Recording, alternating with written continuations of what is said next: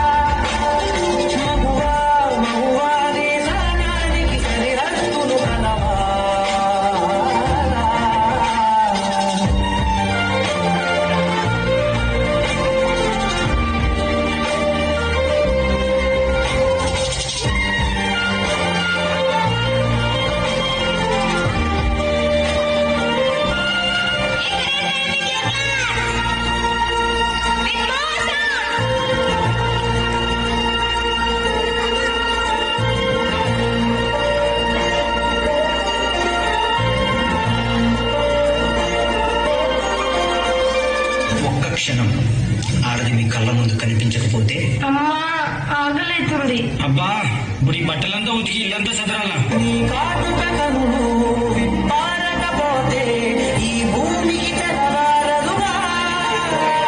ఆ ఒక్క క్షణం ఆడవాళ్ళ విలువ తెలుస్తుంది.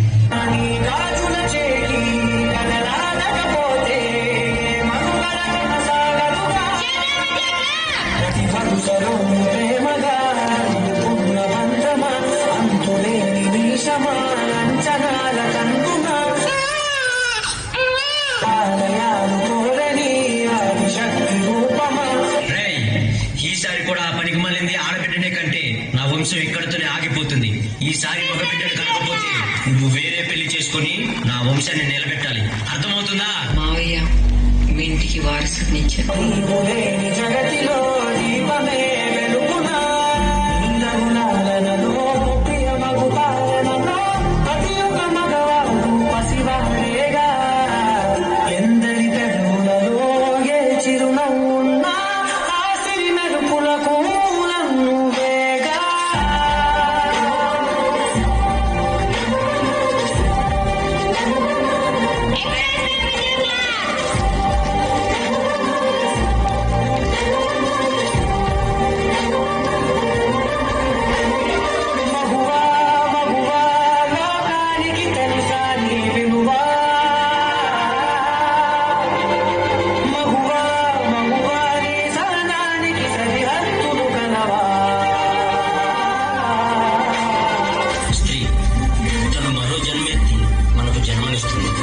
పిల్లల కోసం తన కన్న కళల్ని భవిష్యత్తుని త్యాగం చేస్తుంది.